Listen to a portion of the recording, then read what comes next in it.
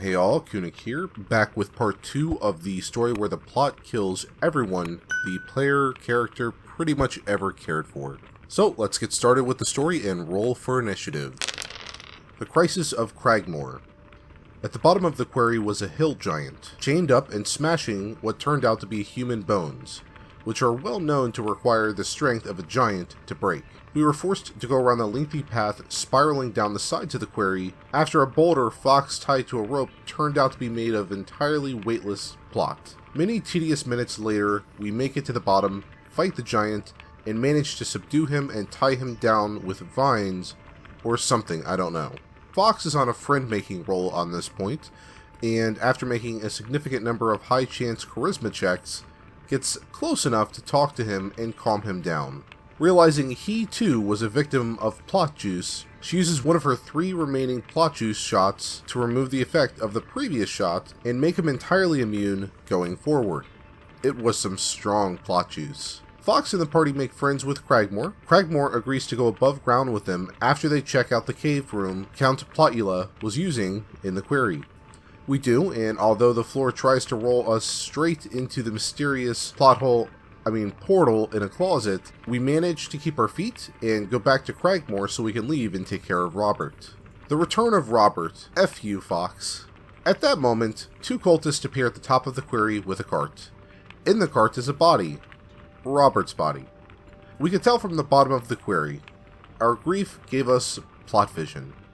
The departure of Cragmore. No, really, F you. And in what may be the most cherished memory of complete DM incompetence, Cragmore suddenly yells, "I can't take it anymore," and jumps off the cliff. You know, the cliff. In the quarry. That cliff. The dreaded cliffs of Plotonia.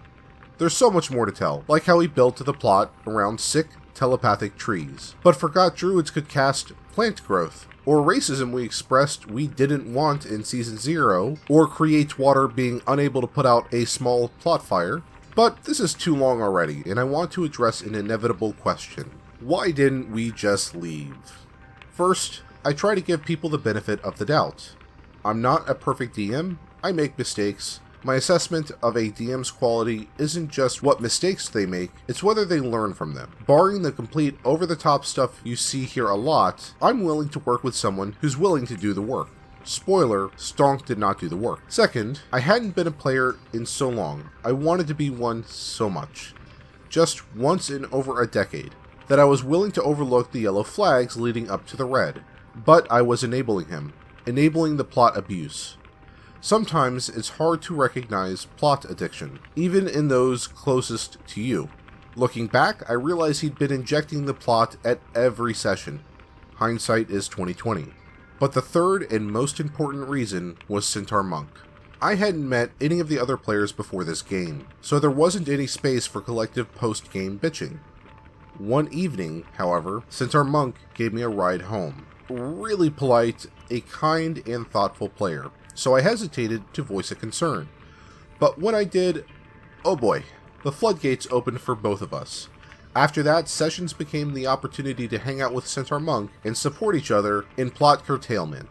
Centaur Monk wands and is a much nicer person than me. But I thoroughly enjoyed hearing them politely say, "You know, Stonk, once we get off this, island, it sure would be cool to follow up on that thing that Fox's backstory she's been talking about since the first session." Stonk could only stare through the haze of his plot-clouded mind, suspicious of our collaboration, but unable to set the plot pipe down. Eventually, my game got started, and we ditched Stonk's game right before what he promised would be the last and most epic session. My table was, and is, brilliant. I now run a second one that includes Centaur Monk, and they are one of my best friends to this day. If there's a moral of this sordid tale, it's this. Kids, plot can kill you. You may think it's fun. You may think you can try plot juice just once. But if you lose control, you could lose your NPCs, your PCs, and your table's joy. And if you OD on plot, one day, you'll wake up to find your campaign dead on the ground, smothered by the suffocating embrace of plot, and you'll only have yourself to blame. Don't be like Stonk. Say no to plot abuse. End post. Alright, that was quite a satisfying ending. Yeah, I think that they did most of what they could do here to try to curtail the DM's use of the plot at every corner.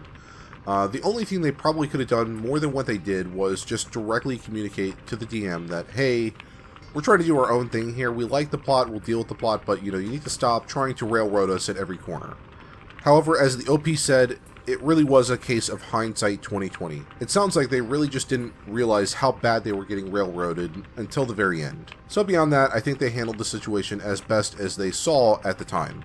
But yeah, that revenge at the end where they just all ditched on what would be quote-unquote the last and final session, great. Amazing even. And, I can't really add much to that. I think if any of us are dealing with that kind of a situation, we can only hope for something so great to come out of it.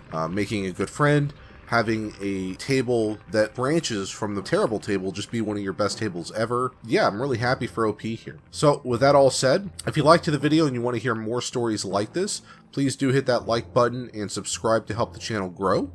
But beyond that, I post a video every 2 to 3 days, so definitely feel free to check back then to see a new video. And yeah, keep on role-playing.